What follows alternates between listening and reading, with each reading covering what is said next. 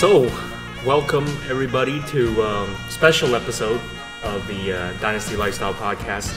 I don't know whether to call it episode 9 or not. We'll try and consistently build on more video episodes into the future. But for now, it's kind of like a Dynasty special because we got our hometown guys, our hometown team, AST MMA. We got 4-time, correct me if I'm wrong if I got the stats wrong, but we got 4-time MMA champion Si Lau here, straight out of AST, straight out of Toronto, right? And we got, Coach Sabir, let me see if I get this right, Bagautdinov. That's pretty close, Bagautdinov, who is, I think, like a 3-time World Sanshou Champion, plus all of these belts combined together. Too much to name, but here they are, and ton of good questions, ton of good stuff that we're going to get into right now. So, how are you guys doing? Good, man. Good. It's good to be here. Yeah, thanks for having us. Yeah, thanks for taking the time out to do this. And well, you guys want to start it off with just telling us how you guys got into martial arts and where it all started, where you started training, where you came from, that type of thing. I can start. If you want. Go ahead. So Go ahead.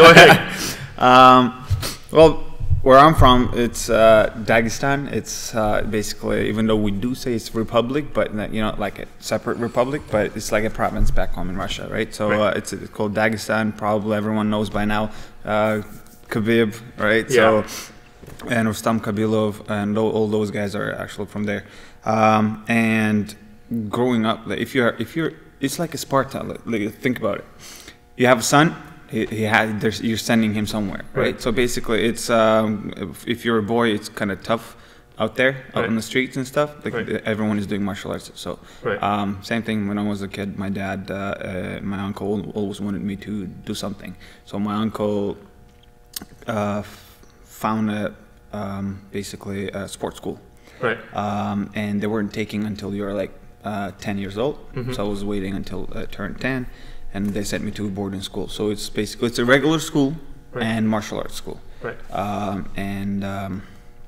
Basically in the morning we have regular classes, and training wise it's twice a day, regular, like 6 days a week. So it's like You're a pro athlete. It's like pro athlete, Olympic style training, Shaolin temple type stuff. Yeah, and you mentioned Shaolin too, and it was actually kind of its background is they actually call it Russian Shaolin school.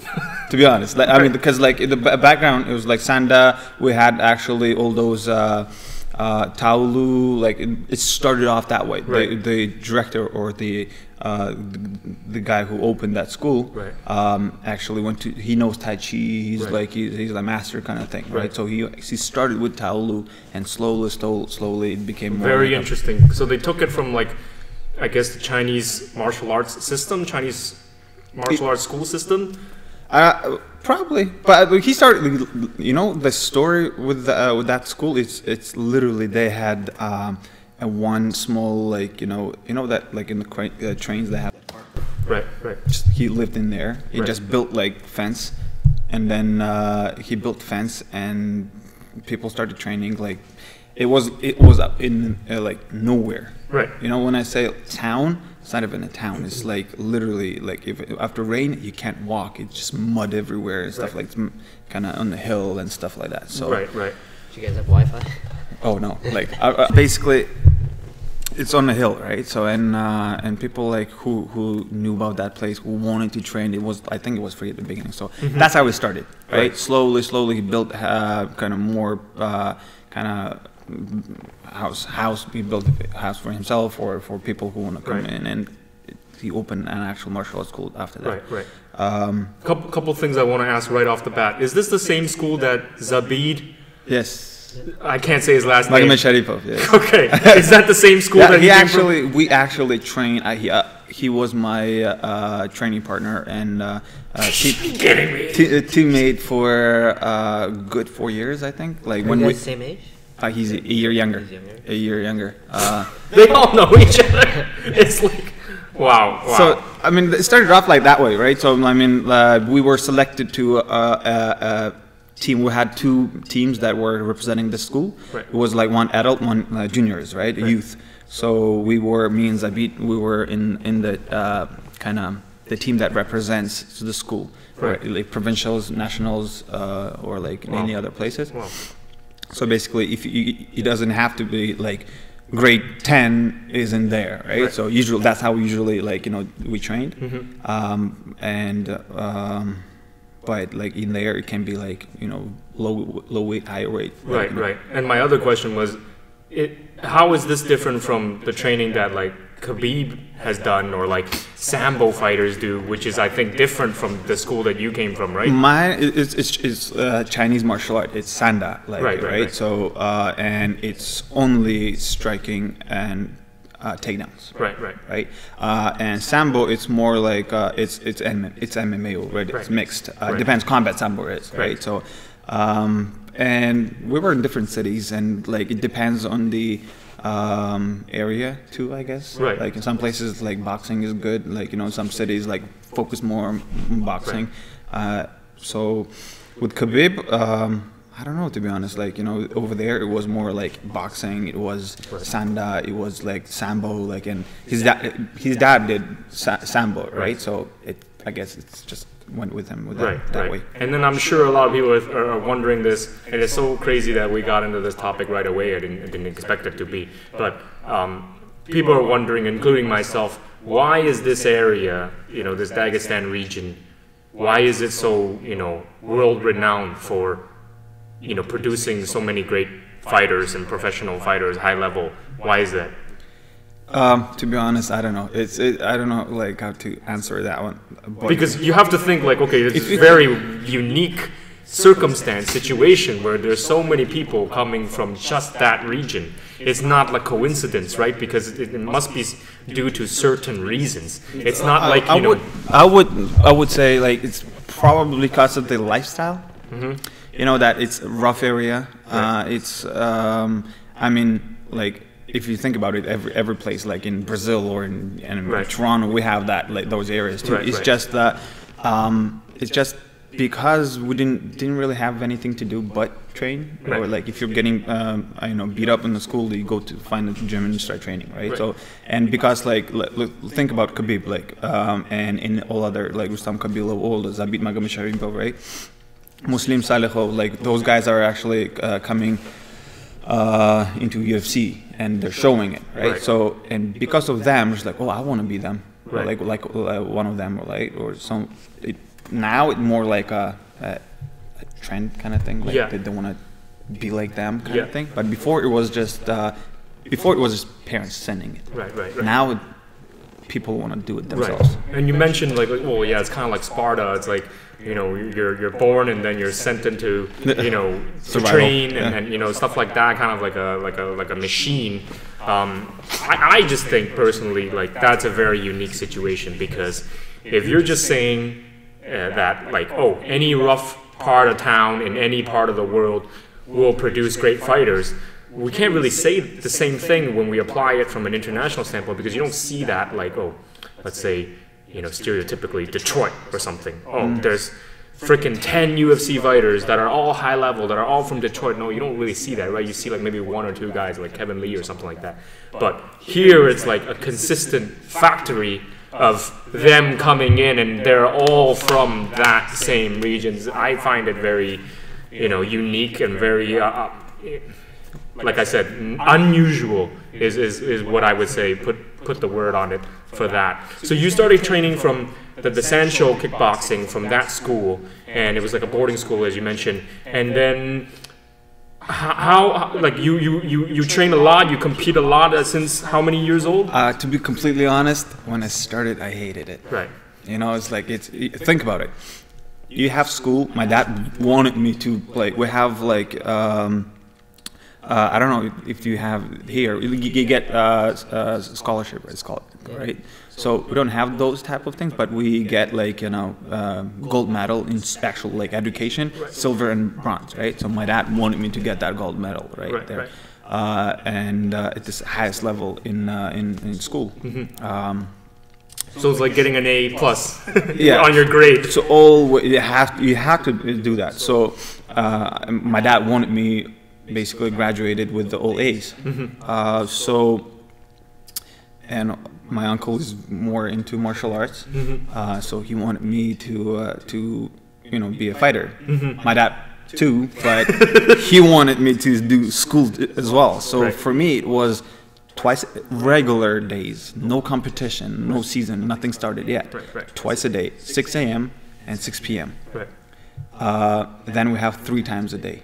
If my coach could take us away from those like other daily stuff that we were doing, he would do 4 if he could. It's twice a day, 6 days a week, right? And then it's 3 times a day, 6 days a week. Same thing. If we have like 2 months before the competition or tournament. So that's why when you start training, like you mentally and physically so tired and you hate it. I really thought like after I graduated that like boarding school, I was like that's it, I'm done with martial arts. Good 6-7 months, my body just healed and from everything, no school, nothing, I don't have to do anything. Came here and was so itchy to do something. I was watching like let's say Mike Tyson or like boxing or other guys are doing something like sparring or something, right? My friends, let's say, I'm like, and I wanted to start again, so I started looking for a place when I got here to Canada, right? Yeah. And then how was that? You started looking for places, and you just wanted to train MMA or train kickboxing or something. Well, anything. Well, I was specifically looking for Sanshou place, because like that's my background, like and it's not that I didn't want to learn something new. It's just why not make it better? Like, because you already have a base in it and you want to keep training in it. Yeah, exactly. So, and I came to Canada with no English at all. Right. So, I mean, okay, I could say like, very basic, like a tourist kind of English. So, and I had some friends that spoke Russian, so they kind of helped me to Google and find places. So I found a place called Breaking Point, and it was in Burlington. Pause right there. Because I know eventually when you start talking about your training here, it's eventually going to mix in with C. So C, tell us your background. How did you get started with martial arts? Well, I started when I was pretty young. I started at like 5 or 6 years old. Okay. My parents put me in martial arts because I had my health wasn't great as a kid. I had asthma, and they felt like martial arts would help me. Speak up more. Would help me with my health, make me healthier and keep me active. So I started in Taekwondo. And like Sabir, actually, I hated it. I hated martial arts. I'm the only person that loved it. I'm the only person that was like, I'll bring you into karate, and then I started loving it because I'm like, I could beat people up and just show me where. Exactly, I could be like, just. Because I'm like sparring the air all the time when I'm at home, and I'm like crazy like that anyway. So I'm the only person that loved it. But okay. I dreaded going to training, and my parents would take me there almost every day, or maybe like 5 days a week. I'd be training there, and I remember the car ride there. I'd be dreading it because I know Taekwondo doesn't have a great rep in the martial arts community nowadays. But, MMA. Yeah. But man, our gym was pretty competitive, and we had a lot of competitors. So it was WTF Taekwondo, and these guys could kick, man, and it sucked for me. I went there and I get my ass kicked, and I hated it. That's why you probably didn't want to go. It probably had something to do with it, Yeah. So I didn't like it at all. I stuck with it till maybe I was like 12, 13 years old, and then my parents, they could only push me so far, right? And eventually I didn't want to do it anymore. I quit, and I didn't start getting into martial arts again until I was, just my last year of high school. Just graduating high school. I started, getting into weightlifting and stuff because I still am. Right. I was a smaller guy before, Right. And small but tough one now. Yeah, I needed to do something. I had kind of like a Napoleon complex, and I needed to be big in some way, right? So I lifted weights and stuff, and then I slowly kind of started getting into MMA. I watched The Ultimate Fighter. Right. I can't remember which season, but it was the one with Matt Serra and Matt Hughes. It's probably it was one first of the early one ones. or two or 3 or 4. Yeah, something like that.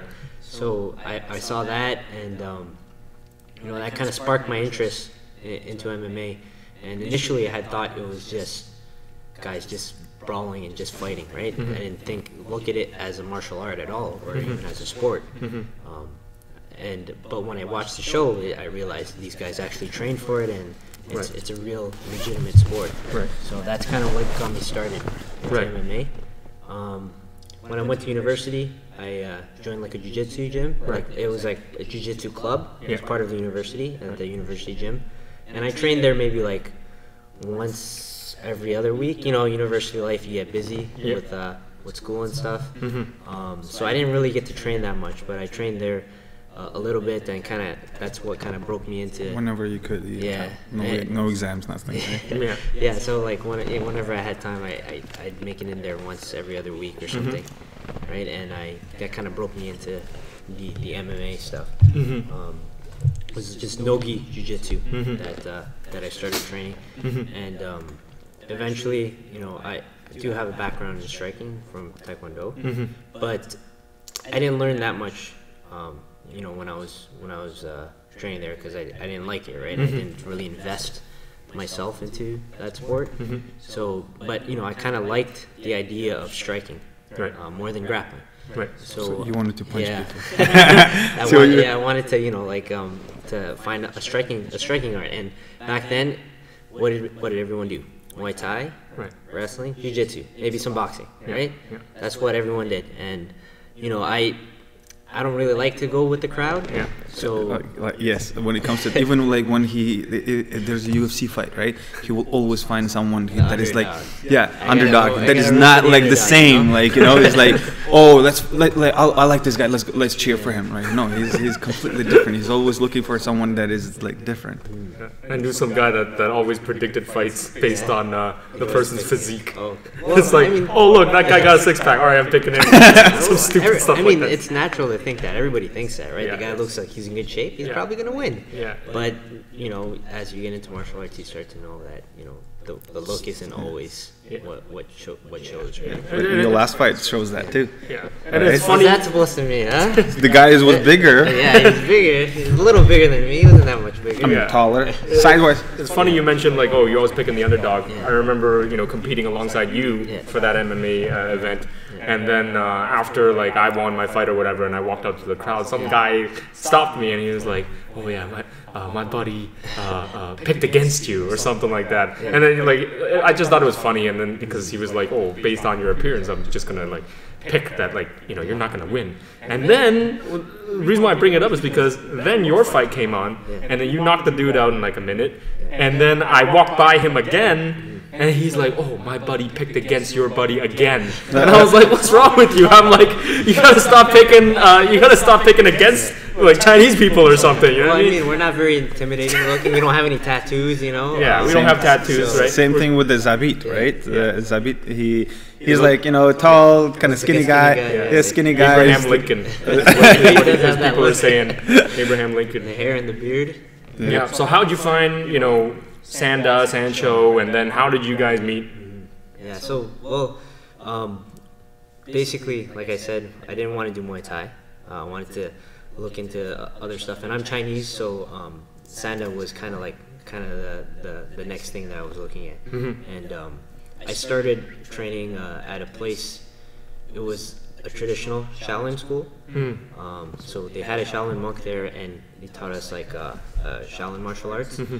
Not really Sanda. I mean, he'd bring out the punching bag like, you know, once a month and let us hit it and stuff, and I love those classes. And I just went through all the other bullshit just so I can, like, you know, punch the bag or like get to spar like once a month or something. And I was looking for Sanda shorts, right? You know, I keep bugging you to make those Sanda shorts at Dynasty MMA Sanda shorts, right? So like I love that look. There was like the black and the yellow, the two yellow stripes. You know, I was looking for those shorts, and I used Google to try to find them, and I came across Apex Sanshou team, which is the gym that we're in right now. Right? So back then it was called Apex Shaolin, because the Sanda program was just a once-a-week thing that was like an offshoot of the Wushu program, right? So, you know, I met Jim on, well, I kind of messaged the posted on the Facebook group asking if they sold Sanda shorts, and Jim, who was in charge of the Sanda program at the time, he just messaged me back, or he replied to my post saying that they do have them, and he asked me where I train. Sorry, Yeah. Jim, for the people who don't know, Jim is He couldn't make it today. he couldn't make it today, but he's one of the co-founders or co-owners, or the owner. He's the boss. He's the boss of the gym that we're in now, so FYI. But yeah. Yeah, so I started talking to him. He asked me where I trained and stuff, and basically he said, you know, come by and try a class and see if you like it. So I did, and it was much, you know, what I was looking for was just Sanda training, right? But That's how he got you in. It's like, you want shorts? Come and get it, right? so yeah, I got the shorts, and then also I tried the class, and it was all Sanda. Well, I mean, like we had a class once a week, but that's better than the once a month I was doing before, right? And plus I didn't have to do that other bullshit, right? The forms and stuff. So yeah, I ended up joining their gym at Apex Shaolin, and then you know, we actually knew of Sabir. We didn't know each other personally. Like, actually, How would you know This is the interesting Okay, part right so- now. I want to know. So, if you're in Sanda competition kicking ass, people are gonna know about you, Right, right? right. So he was like just dominating guys, right? Right. There's no comparison, guys who are training casually versus someone who is training twice a day, 5 days a week, right? Yeah, it's just there's no comparison, right? He's Yeah. like a professional athlete. Yeah. So we knew of him. We knew of a Russian guy who was beating everybody up. Actually, Jim was supposed to fight him at the time. Okay. Because there's no competition in Sanda. There's like very few competitors. So a lot of times you go to competition and there's nobody in your division. Right? No one in your weight class. And you have to either move up or they just give you the win. You get your hand raised. I think at one point Jim was supposed to compete, and they offered Sabir to him, who's a weight class up, right? I think it didn't work out, and he ended up fighting someone else, who was also heavier. But yeah, that's how we kind of knew of Sabir. I didn't really know this part though. Yeah, you didn't? Okay, well, you learned something. That's what I was saying. every day. Like, it's interesting to know. And then you knew him, and then what happened? You contacted him or something? No, well, not yet. So we knew of him, right? Okay. He didn't know who we were. Right? We were nobody. So so I think it was 2008 or 2008. It was 2008. Yeah, First maybe comp- 2009, right? Yeah. 2008, The 2009. qualifiers, Yeah. like, you know, stuff that happening in 2008. Yeah, they had the national Sanda tournament in Toronto, right by the CNE. Was that the same one when Kung Lee came by? Was he here? No, that's that was- different. that was- Yeah, that wasn't that was CNE. after we had met, right? 2011. Yeah. Okay. Yeah, so 2008, they had the Sanda tournament here, and people from everywhere, from all across the world, Sanda fighters were coming here to compete.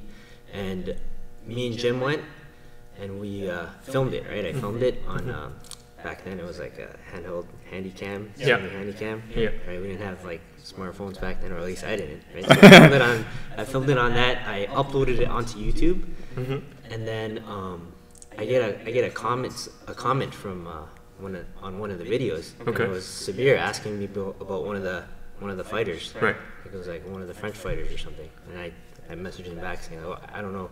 I think I it was don't know, Max right? or something, huh? Yeah. Max. I think so. Max. yeah. Okay. Yeah.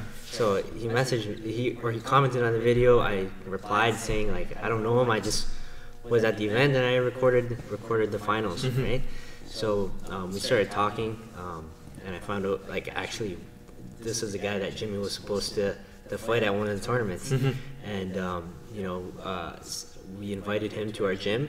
I think Breaking Point was moving at the time, or their lease was up or something, so he had to stop training for a while. So we invited him to our gym. Told him, come if you need a place to train, you're always welcome here, right?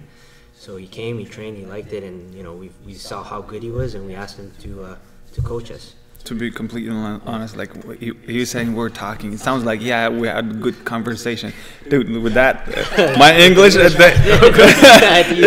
was literally 9 years ago, man. Right. It wasn't that bad. It wasn't that bad. I understood him. It was enough for me to understand. Yeah, so I just like thinking about it. It's like, man, he's like, Yeah, like, you know, I remember we were talking not on Facebook, nothing like that. It was just like YouTube and commenting or something. No, it wasn't just like YouTube, not even chat. I don't know what it was. Yeah, like, you know, come train. Like, if you want to do that, like, talk to Jimmy, right? So I was like, I had to find him on Facebook. Right. So I said, kind of finally found Jimmy on Facebook and started talking, right? Just like, I don't know how actually, English-wise, like, you know, how I explained to him or how he explained to me, well, like, what's happening, what's going on, right? Because, like I said, like, they helped me with the Breaking Point team, my friends who spoke English, and they were translating what to do and how, right? So you guys met up, you guys befriended each other, and trained with each other, and then what happened next? Like, what are the series of events that became, I guess, AST MMA today? Like, maybe you can tell us how that formation came to be. So back then we were training at the old gym, right? So we were sharing the gym with the Wushu team. We didn't have nice mats. We had carpet. Right? So because they prefer carpet, they compete on carpet and stuff. So we're sharing the space with that team. And eventually we grew enough to the point where we had to move out. Then we were doing jiu-jitsu classes too, right? Yeah, we're doing jiu-jitsu on carpet sometimes, and we got like we laid down some tarp some days, and so it doesn't like we don't get rug burns and stuff like that. Right. I remember shooting a takedown on a guy, and he sprawled on me, a bigger dude, and I got a rug burn on my face. That's not nice, but yeah. So basically, and I think at that time I was getting ready for my first, like, for 2 years I was looking for an MMA fight. Man. Right. And honestly, I think that was my best time, like, cause like we always like we had to be ready, right? So and see his background is it's called kinesiology, right? I did kinesiology in university. Right. Yeah. So like, and he was my, like, I had one time I had my strength and conditioning coach, like, and it's only him, like, until now, like, whenever I want to get in shape, right? So and we were like working always, and for 2 years we couldn't find finally we found one. Is like, and I guess it kind of stuck. Found what? MMA fight. An MMA fight. Okay. Yeah, You guys were looking for MMA fights for 2 years. Yeah. Training, Not Sanda fights having anymore. training camp, like, for 2 years straight. Basically, we were training, and then fights would fall through. Opponents would get injured. Yeah. It sucked, but Yeah. I mean, But at that time, like, after 2011, we didn't really have any Sanda tournaments for some reason, right? So it was like kind of slowly died down the tournament. So we did compete, like, in Muay Thai, right? So that time, actually, I think, I went to Vancouver like 3 times to compete in Sanda, like, first time, and then it was Muay Thai, and then that belt right there. Muay Thai. And after, like, we started training there, and we were like, like, I guess, like, plus, like, we had summertime, we had like 30 people, like, in that small place, like, you know, so I was like, okay, we need to expand, and we need to find, like, nice mats and, like, cage, like, and stuff like that. And eventually, one thing led to the next. You guys built together a gym, and you guys just came into business together, and you guys are running the gym now. I noticed you point to the belts. Why don't you actually run through each belt and tell me? You go first. Tell me which one's which. You got this more. is quite impressive. Yeah. Okay, well, my first one's that white one right there. That one's pretty special. I took the fight on short notice, actually. I think 10 days. I had 10 days. And the opponent was a good one too. Yeah, like, he if you was undefeated. 10 days notice, undefeated guy, like, in. And you fought him where? Like in New York? Yeah, it was Buffalo. In Buffalo, New York. No one gave me a chance in hell of winning that fight. I was 2-2, I think. Yeah. I had some tough fights. And my opponent was 6-0. A good fighter. So, I think, like, my style was I think the best style to beat his. What was his style? He was a really good jiu-jitsu guy. He had decent hands. Not much of a striker, but watching all of his fights, all his opponents would take him down, right? And he was comfortable there. He was very good off his back. Whereas all my fights, people were doing that to me too. So in this fight, I took him down a few times, I think towards the end, but it was mostly on the feet. I think that was, like, very, like, impressive, and, like, very fun fight to watch. Like, Did you think I would win that fight? Of course. Yeah. he's like, you know, how he promoted himself really well that way too. Like, you know, he's like, you know, in the pink shorts. Yeah, pink shorts. Like, you know, the way he kind of shows the I don't know, like, you know that guys, like when they talk or just like do some. Yeah, you were showing your style. You were showing your showmanship, confidence, your charisma, right? And you were going in there and you were trying to take the belt from him and stuff like that, right? So you got that belt. That was your first amateur MMA belt? Yeah, my first amateur. Okay, we'll move on to the next one. Next one would be that one there at the bottom. This one. Yeah. Was this the one that I came to, or not yet? This is not yet. Not the one that I came to watch, right? No, not yet. Well, actually, you did come to watch. I watched one of your fights where you won the belt. Yeah. Was it that one? Yeah, it was that one. I fought the same guy. Right. This time at 120 pounds. Right. So our first fight was at 125. Okay. And different promotions. Yeah, different promotion. But same opponent, so you know, we gave him a rematch. Right. It was much harder of a fight. Right. When I was watching it, when I was watching it from where I was sitting, that was the first time I came to, you know, one of your fights. Honestly, I don't know. I didn't think he won because it was close. It was very no. close. The only reason why I say that is because from where I was watching, I didn't see all of the action that was happening. So all I saw was two people, right? And then eventually, you know, you got taken down or something like that, or whatever. You were doing something, and then he swept you, and you were on bottom. And then it was just a lot of stuff on the bottom. And then usually, like MMA judges is just like, oh, whoever's on top, you know, wins. So you know, I was there watching. I was like, well, I don't know about that. That looks like he lost or something like that. But after you won, and then I watched the video, and then I'm like, oh, okay. Like, I can actually see what was happening at the bottom. And he wasn't doing much, and you know, you were hitting him on the feet, and he wasn't scoring anything on the feet, so he had to take it down. And then, but you were threatening and everything like that. Yeah, it all depends on how you score the fight, right? Yeah. So I mean, I was getting taken down. I was getting controlled. I think the first round, I usually have pretty bad first rounds. Like, I'm a slow starter. Hint. Good luck. I'm working on it. But yeah, so you know, I think the first round he took me down. He bum rushed me, just put me on the fence, took me down, took my back, and he just stayed there the whole round. And you know, amateur MMA, 3-minute rounds, not a lot you can do, right?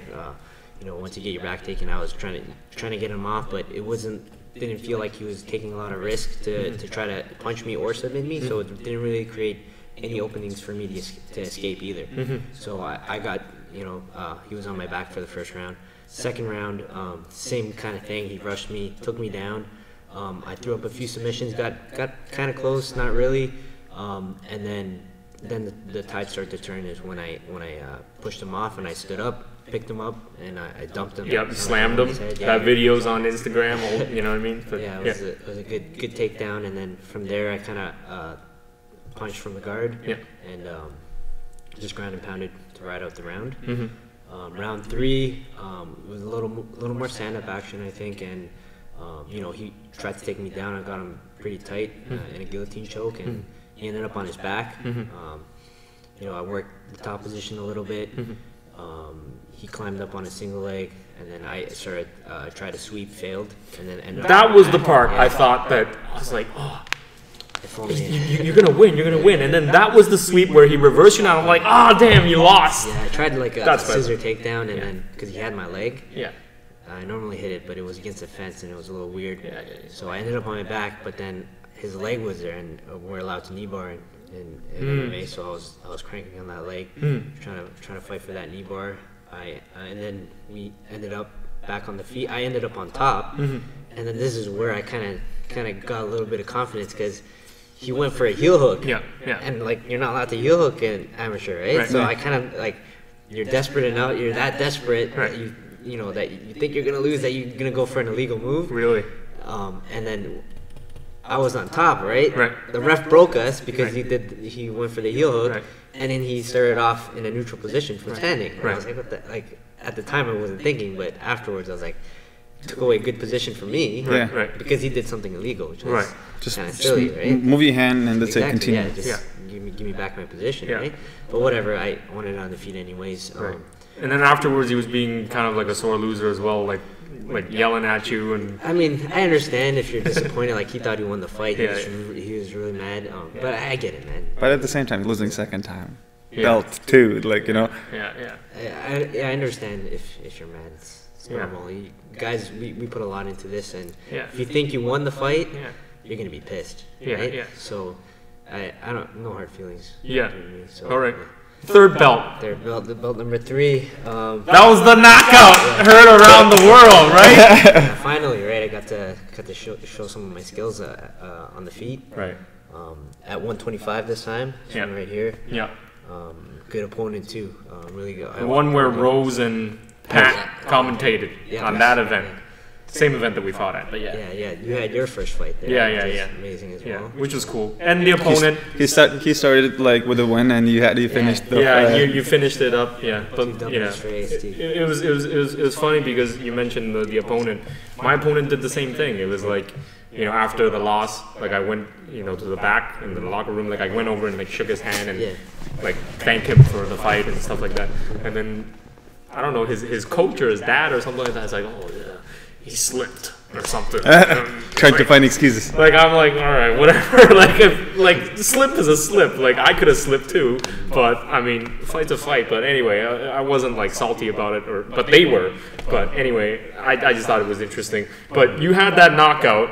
Tell me how that happened. Like was he a tough opponent? He actually was one of the guys that I was like, I did not want to fight him. I didn't really want to fight him. Right. Like I'd seen some of his fights before, and I thought, damn, this guy. Like I never really fought a guy that was decent at striking, or at least didn't want to take me down. Right.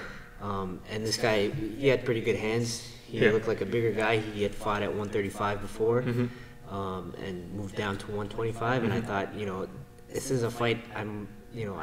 Wasn't sure if I was gonna win. But It's a good challenge though. yeah, that's why I took it, because it was it was a challenge. I said, screw it, let's do it. Right. And he's holding the belt, and I want the belt, he right? he had the flyweight belt, so that's my normal weight, Right. and so I decided, let's just give it a shot, right? Right. And the fight didn't start out great though. There was a banana peel. Yeah. You slipped. cage and I slipped. There you go. Like you said, like slip, Yeah, right? yeah. Did he lose there? Yeah. No. It was slippery though. I did notice that when they wiped the cage, they made it too wet. That's what I noticed. But you slipped. Yeah, I threw a head kick, and it slipped. He moved back and I slipped, and then I fell, and then he rushed me, and then I ended up on the fence. And he hit me with a few good punches. But I think that was the only one that you could see, like one, because the one when you were moving back, just left kind of nice left hook. Just I don't think it was like really good one too, but it was just it was a contact. Yeah, right? and like he touched me up, right? So, but that kind of helped my confidence too, because I was like really nervous for that fight. And then when I got hit, I was like, oh, it's actually not that bad. I thought it would be a lot worse. Right, so, and I could tell by the look on his face, he really wanted to hurt me when he threw that punch, right? So, it was one of his hardest punch, I don't know, but it gave me confidence because it wasn't that bad, From there, I started to work along the outside. He kept me on the fence, but I'm comfortable there, so I landed a few shots.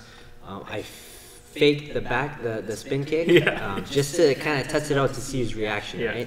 And I saw that he put his hands up, he slid back a little bit, so I could kind of judge the distance.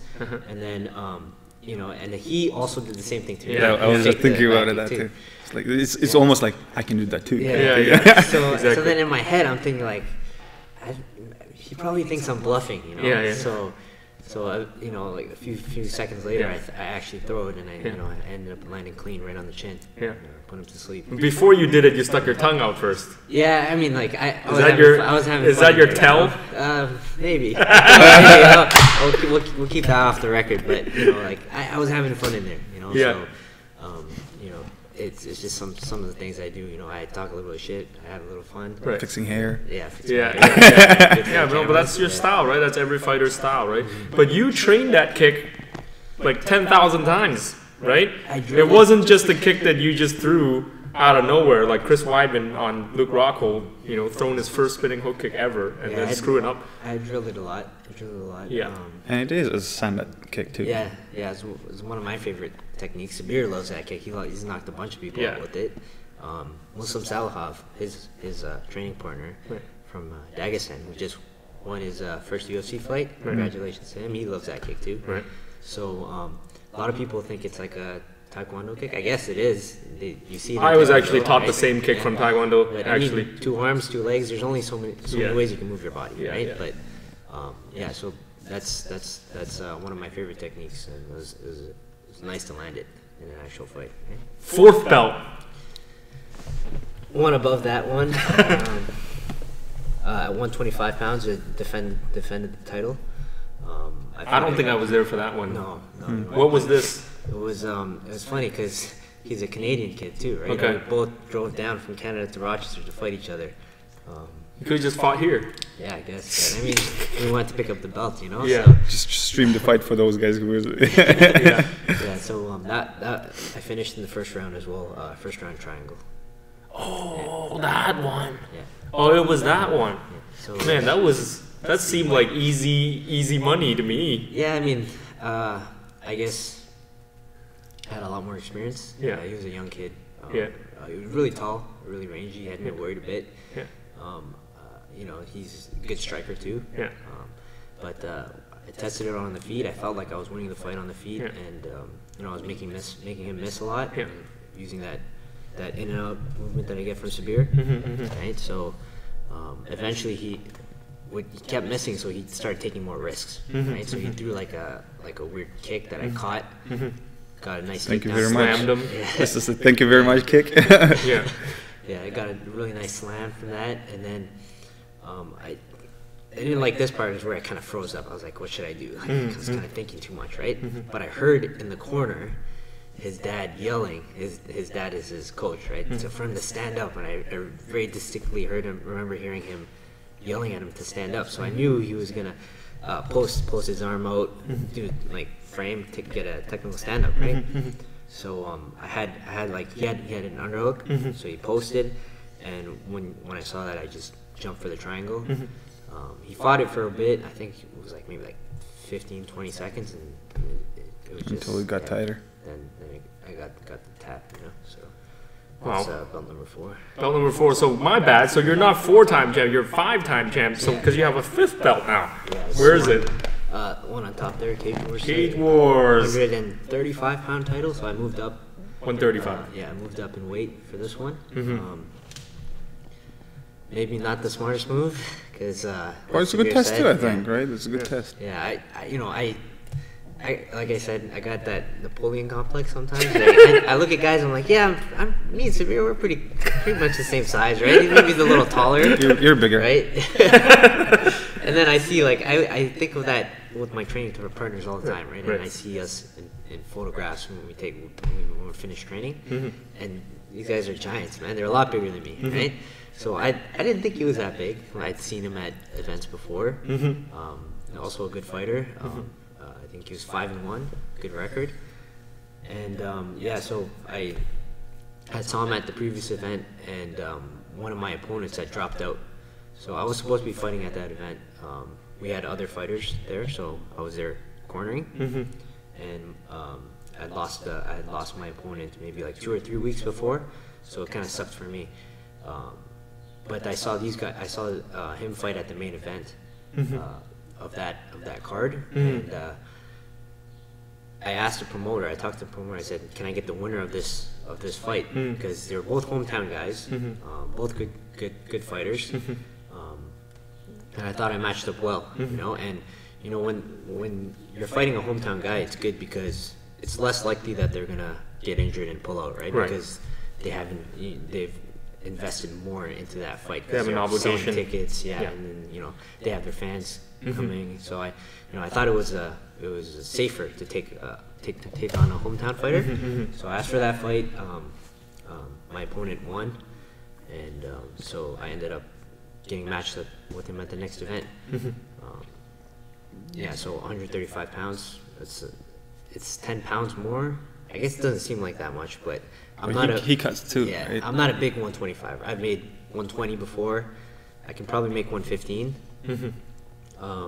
So yeah, like Sabir said, he's on his way down. I'm on my way up. Right, so we're kind of meeting in the middle there. So it was a tough fight. Definitely, it was a very close fight. I got the split decision win. I watched the footage afterwards, and I thought that I had won. I thought it was pretty clear. Third round for sure. It's like I don't think anyone can argue that one. Second one, I probably lost the second round. Yeah, I would like it's guaranteed second one lost, guaranteed third one won. But the first one is we had more stuff going on there that you punched in and stuff like that. That's what people are saying, that the first round is the one where it was kind of in the middle. But I thought my first round was more clear than my third, because I felt like I had him hurt twice in the first round. I actually hit a nice arm drag and he ran headfirst into the fence. It looked like he was pretty dazed.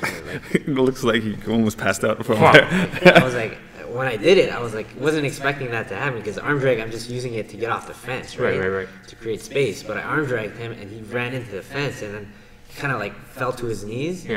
And he had like a blank look in his face. And I was like, what should I do? Hesitated for a second, right?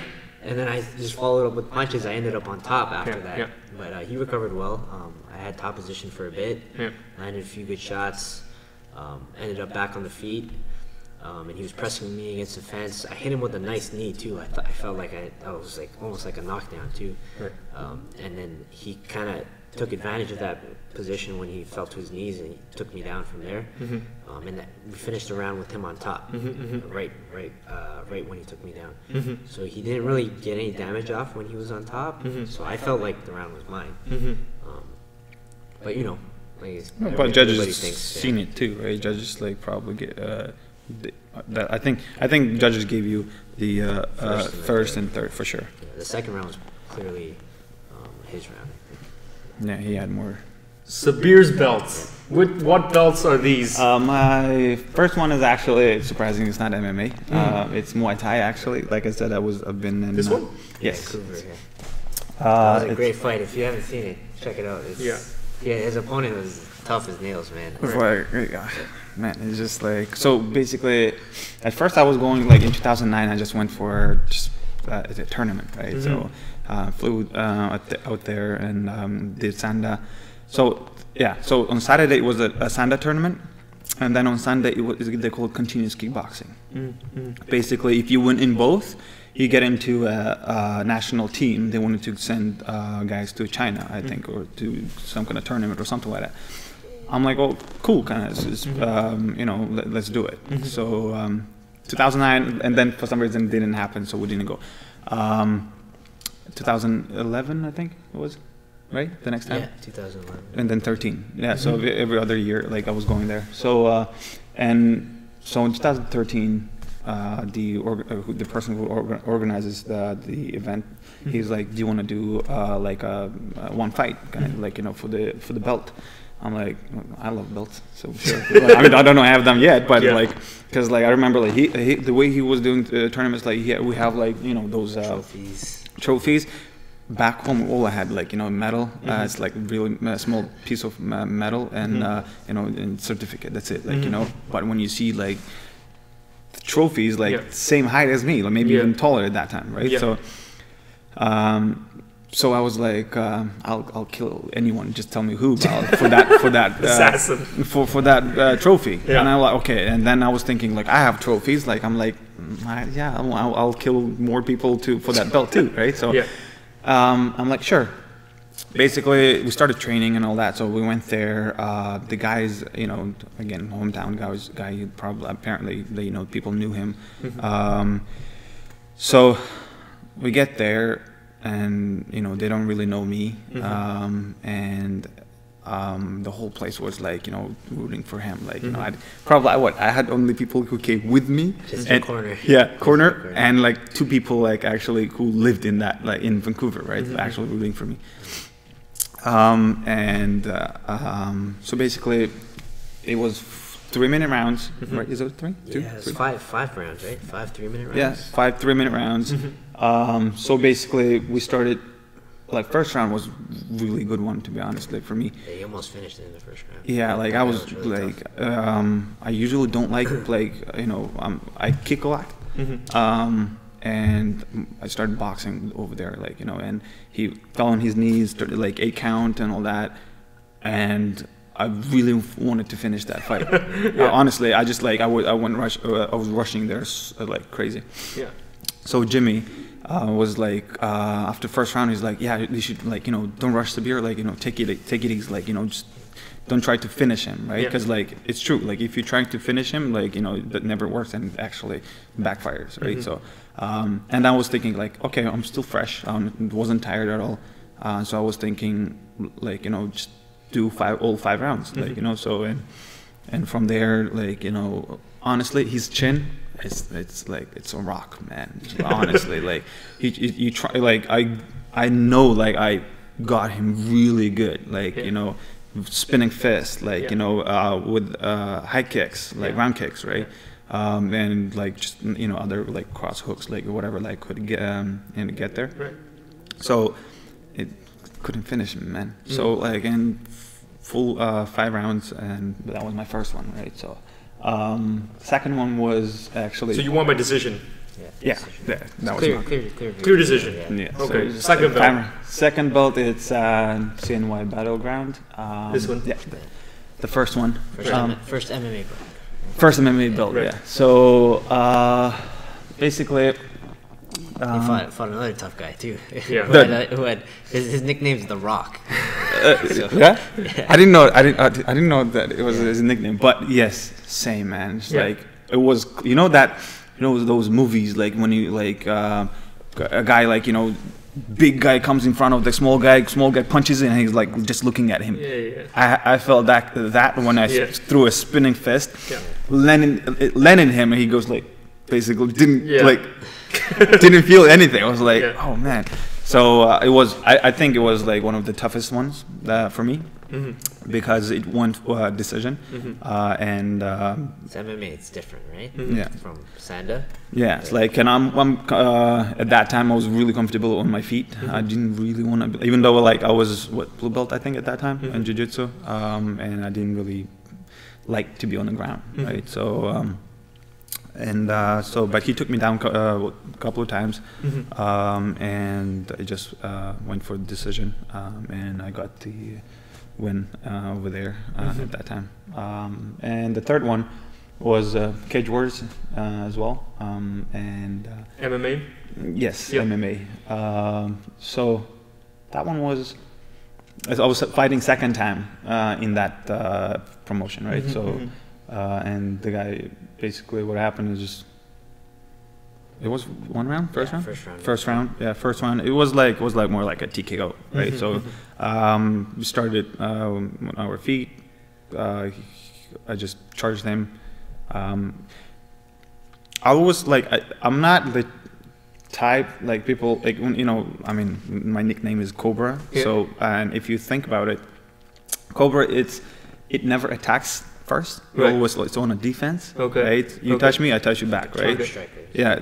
I'll always like I like to counter strike, even though I attack too. But so I was watching what he's doing, and he threw punches and then countered, and I kind of landed him with the right overhook, and I see he kind of started like He was hurt from that. Right. Yeah. He was hurt. Okay. He was hurt. Yeah, dazed, and I just rushed him and just like. He kind of he would by the fences, like he just like curled in, punch, and stopped. What's good? The referee stopped. Are we done with the belts, or how many more are there left? Yeah, that's. We're done. Yeah, I got 3. He got 5. Right. But we'll have more for next time. You'll have more, which leads to my next question is, you guys have so much experience, right? Amateur experience. We have okay. So it's like kind of like a multi-part question. It's like, well, why have you guys not fought pro yet?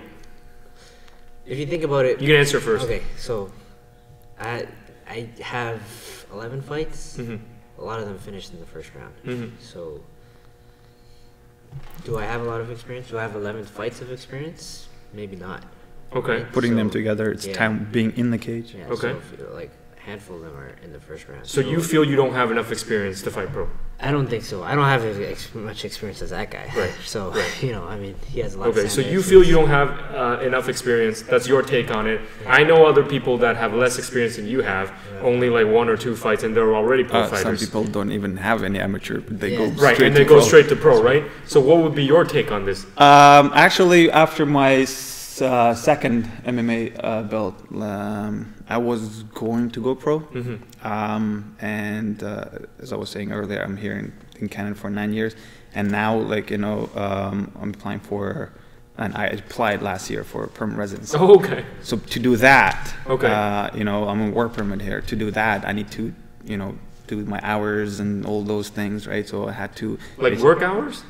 I had to do 1,560 hours, Right. full-time job, Right. right? So And it doesn't work if you're a business owner or something like that. no, so No. it's Okay. basically I was applying as, like, you know, as, I think federal skilled worker kind of, like, there's so many Right. ways how to get in there, right? Right. So that's why I had to basically kind of that pause in put on pause my fighting career, and because I want to. What's the point? Basically, I have another, let's say, year or two Yeah. to be in Canada if I don't have To any. leave after. Yeah, and Right.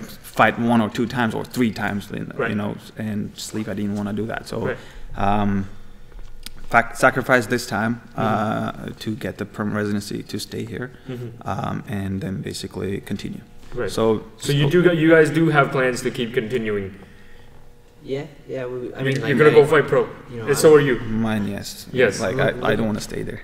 I'm looking for pro fights right now. Yeah. Talking to promoters and stuff, talking to matchmakers, but it's tough because we're in Canada and there's not in Not that many Toronto, fights. Yeah, there isn't really any promotions that put on professional MMA fights here. You got to go down to the States. Yeah, and then, you know, at this level, at the, you know, where we're making that jump from amateur to professional, Right. it's a business. Like the promotion wants to make money, right? So they're, you know, asking me how many tickets I can sell, how many people I can bring down, and these places are like 5-6 hours away, sometimes more. So it's tough. It's tough to bring people down, you know. And at the same time, it's like I might as well just fight more amateur, because then I don't have to. The medicals are a lot easier to get. I don't have to do that. Like CP. cheaper? Yeah, I mean, like, we're lucky we're in Canada. A lot of the blood work is free, but Not I for me. Soon. Yes. Yeah. So you know, a lot of blood work is free as an for the amateur. Right. The stuff that they require for amateur bouts, Right. it's free. But when you go pro, you need to get an MRI done. You need to get your eyes tested and stuff. So it's you know, costs. It's not cheap, right? So I might as well just fight amateur, get some more belts. It's more recognition for our gym, and then you know, we'll look into pro fights. You know, maybe in the future, but I'm still actively looking. So we'll see. I'm going to throw some curveballs at you, because it's only natural that I try to ask questions and try and challenge that, right? So you say, like, okay, you're going to get more amateur belts and get more exposure, but don't you think that because it's only amateur, people don't really give you that much exposure anyway, You're right. as opposed to if you're a pro fighter, like, let's just use Kai Wu as an example. Yep. He's got no belts, Yeah. right? But he Not yet. argued Not yet. no belts yet, but he arguably is more popular than, let's say, you or me, or I don't want to say he's more popular than Sabir, but he's been, you know, the views that this guy gets, right? Like, I'll just share you some statistics, some metrics. He's got like 40, what was that again? 130,000 people reached on like one of his knockout videos. And then when he went over to Taiwan to take his first pro fight, that was like on national television, on the interviews that he did, social media, all that kind of stuff. So, and this guy has no belts, and he doesn't have as much fight experience as you do. He only has 4 amateur bouts, something like that. His one professional bout. One professional bout, right? He's going for his second professional bout now, and his second professional bout is already at Bellator. Yeah. So there's kind of some interesting things to draw from here. Is like maybe he markets himself differently. Maybe he just grew up and trains in an area like California where MMA is just hot there, and he knows the right people, right? Dave and etc., right? AKA guys and Bellator guys and stuff like that. He knows the right people, and he's able to position himself that, you know, he doesn't need 4 belts or 6 belts. He's already fighting in Bellator for his next fight. So I'm just saying, like, that's something you can probably consider. You're right. Like, but the thing for me is a trade-off, right? This is not my full-time job. Right. Right. So if I were to take a pro fight now, I gotta up my training because the level of competition is definitely gonna be higher. Right. And then, you know, I gotta move all the stuff around here that I'm doing at the gym. I can't commit to as much. Different kind of schedule. Right? Yeah. Different kind of schedule. And then, you know, I have other businesses that we're working on the side. Like, we have other careers that we're working on. So it's like I gotta sacrifice that if I want to be a pro, right? Now, when I fight as a pro, right, I'm gonna have higher level competition. That means that, you know, I'm less likely to win. Right? I gotta train more, less likely to win. That to me equals less exposure. Right? I gotta pay for those for the medicals and whatever I gotta do. Right? That to me is you know, is not as good as taking an amateur fight where we can possibly get another belt.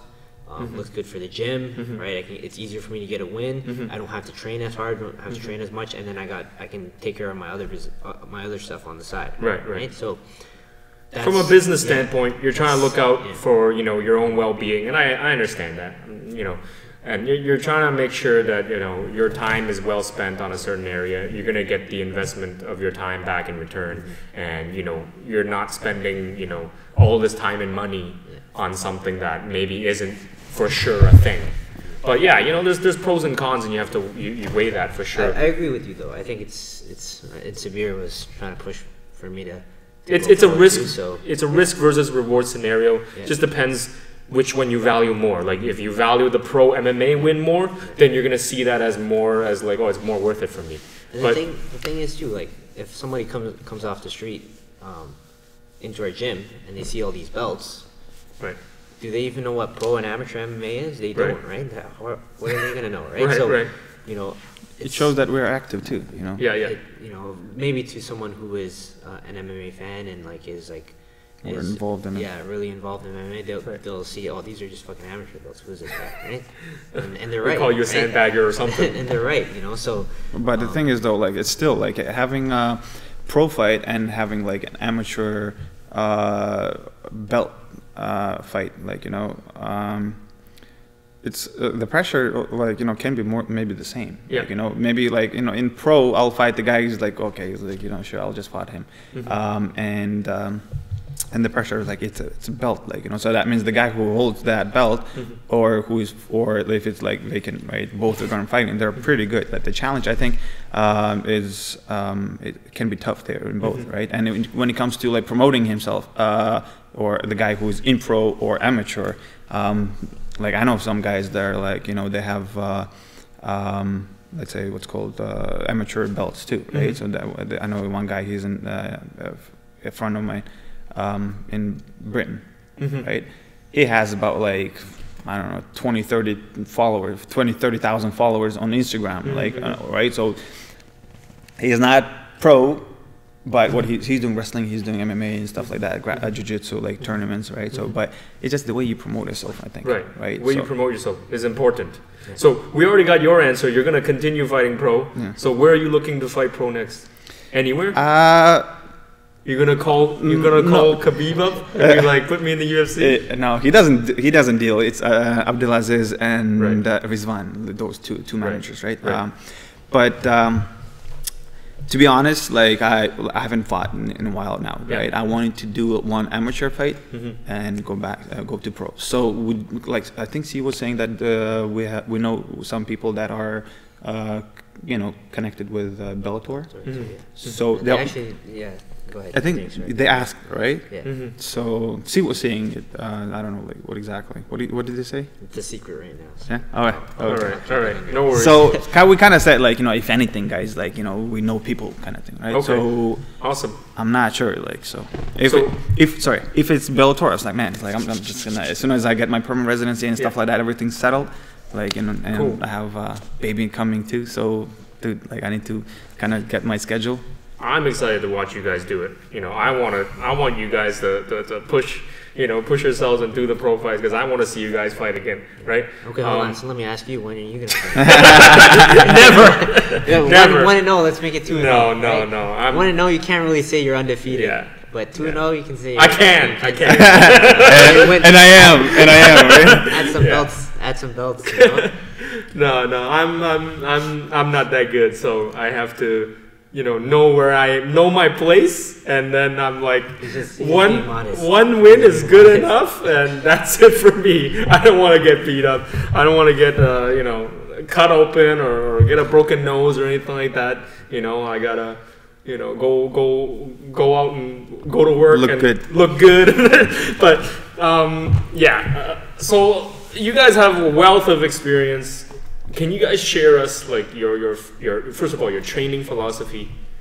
Like what is your philosophy on the training, and then what is your philosophy when you actually fight? Because there's different people with different styles and they think differently. So maybe you can share with us what you think about that. So maybe what I'm trying to say is, let me try and pinpoint is let's say talk about me and not guy with not that much experience, but like my philosophy is like I have to train really hard. Yeah. I have to feel like I did all of these things, right? Running, sparring, technique, whatever, diet, cardio, strength and conditioning. I feel like I have to do all of these things in order for me to get to the actual fight, to have a good performance. Right? Yeah. To have a good performance. Yeah. That's how I feel. And then the other way I feel is that I never go like 100% during like training in terms of like sparring, because I feel like you would either hurt yourself or you would hurt your training partner. I never feel that way. But you want to come back tomorrow too. Right. You and him. Right. And that's kind of my philosophy. And then when I actually get to the fight, that's when I don't care.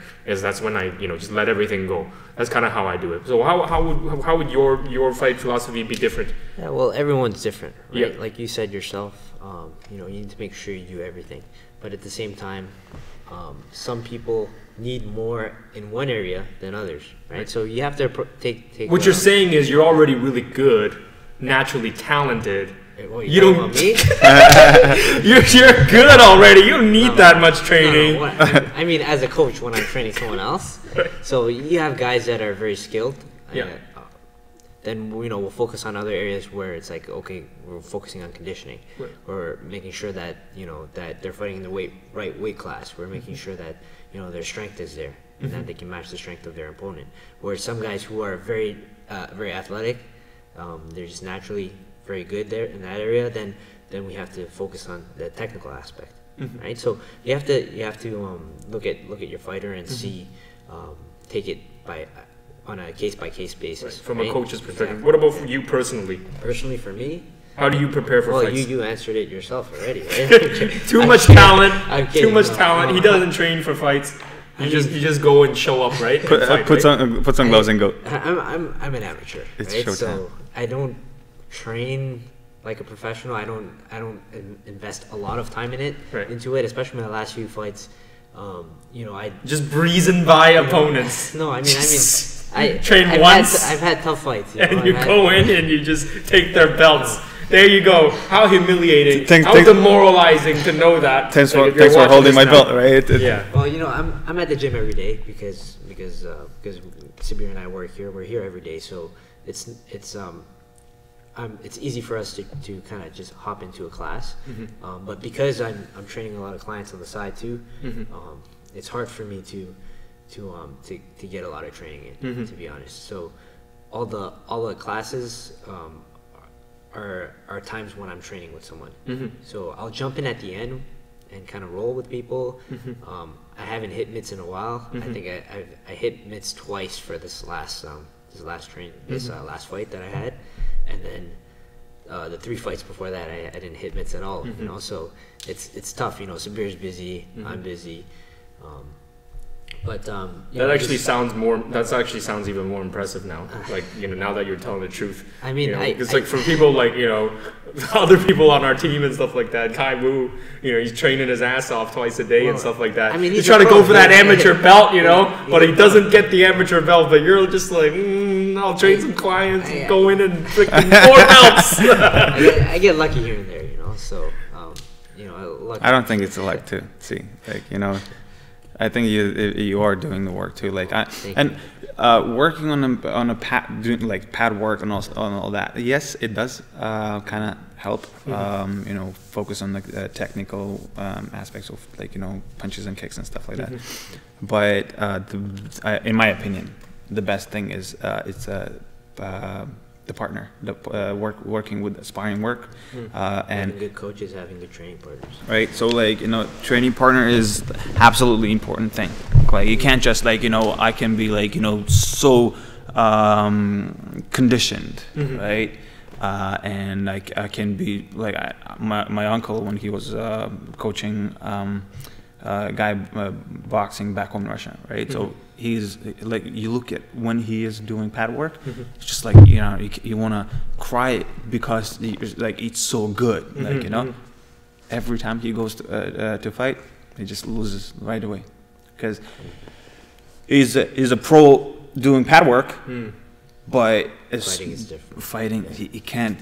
That like connection with like, you know, sparring work or fight with pad work. He can't connect it, right? Because it's a mental thing too. You know, like, you can be, like I said, you can be really good, like, you know, at technical things. Like really good in the gym, but can't do it in the actual fight. Exactly. Right. So, like, you know, and do you feel that way? Are you the opposite of that? Like, you're not good at the gym and you're really good in the fight? I don't think so. I'm just good everywhere. You're good everywhere. What about you, Sabir? No, Are you good both? How do you feel about yourself? I mean, obviously to us you're really good, but well, at the gym, like, of course, like, you know, you always think you're not 100% ready. Right? Maybe like, worried, right? yeah, Like, I should have done a little more of this. I should have done a little more, focus more on my, let's say, jiu-jitsu or like my conditioning, right? So always, but at the end of the day, if it's a mental work. As soon as you get in the cage or ring or, like, I don't know, lei tai or mats, you're there. There's no way back, right? Whatever you did before, try using it now. Okay, you don't even have an extra second to practice techniques, right? Or to be more ready for that for the fight. So it's the same thing that Tyson is saying. Every time he goes to fight, he's scared, really scared. It doesn't matter who he's fighting, like, you know, really good guy or like a shitty guy, right? He's worried all the time. But every step he makes to that ring, closer to that ring, he gets more confident and more confident.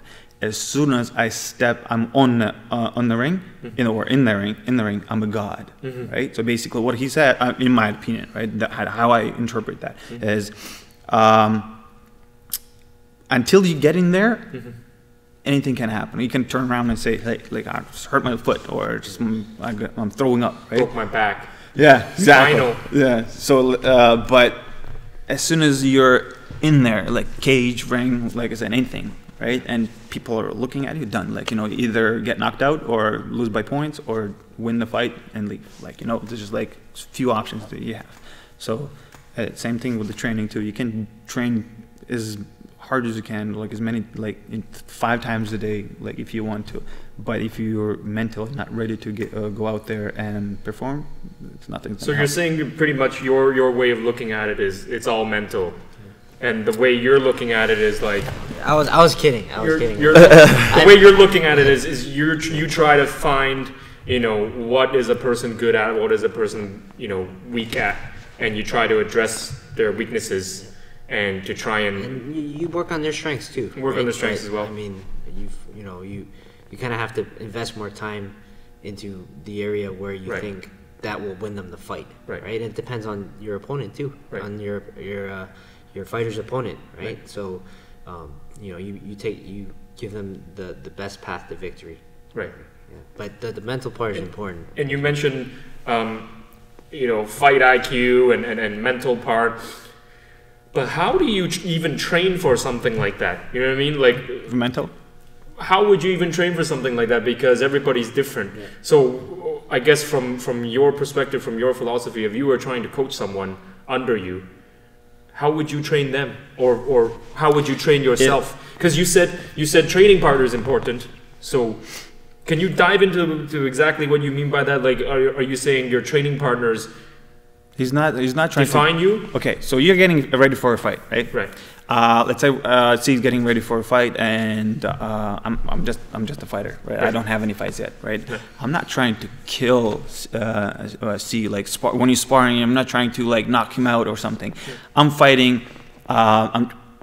Let's say maybe like even trying to pretend like I'm his opponent, right? Okay. His skills or his tricks and stuff like that. Right. What he's good at, like Right. maybe like if he's a striker, I'm gonna go with him, right? But if he's a wrestler, like we have different guy, like you know, he's a like jiu-jitsu guy, like you know. So now we have 3 different training partners, right? And when it comes to mental, it's almost impossible to teach someone that. Yeah. They have to learn themselves. Yeah. So how you can get to that is, you know, not giving up when you're actually so tired, when you're doing those, like let's say Shark Tank, or in our case we call it Snake Pit, right? Yeah. So and when you get there, it's you're pushing yourself, right? If strength and conditioning, let's say C works with his clients, and they're like, I don't know, airdyne bike, right? So like, it's almost you want to throw up, or like you want to give up. Point, Yeah. So that's why you have coaches, right? That's why there's a person behind you or like on top of you saying, hey, you can't, you know, you don't give up, right? So and that's you tell yourself, yes, I can't give up. I can't give up. Like, say the other guy is training harder than me right now. Like, you know, maybe he's not sleeping. He's like just training, like in eat, train, sleep, right? So that kind of start pushing you, and it slowly, without you realizing, it kind of stays in your head. Right? It's kind of your body, your mind records it. When you're in the cage or ring, right? You're fighting, and there's always a time when you're like, oh shit, man, like, you know, is this like, am I losing, or like, oh my, he took me down? It's like, oh my god, like, you know, so I need to get out of it. And you have that, like, you know, your worry kind of moment. That's when you start, you lose that confidence, right? But because you're kind of ready, like, you know, from training or special fight experience or any tournament is good enough to train. You've been there before, then you're more confident.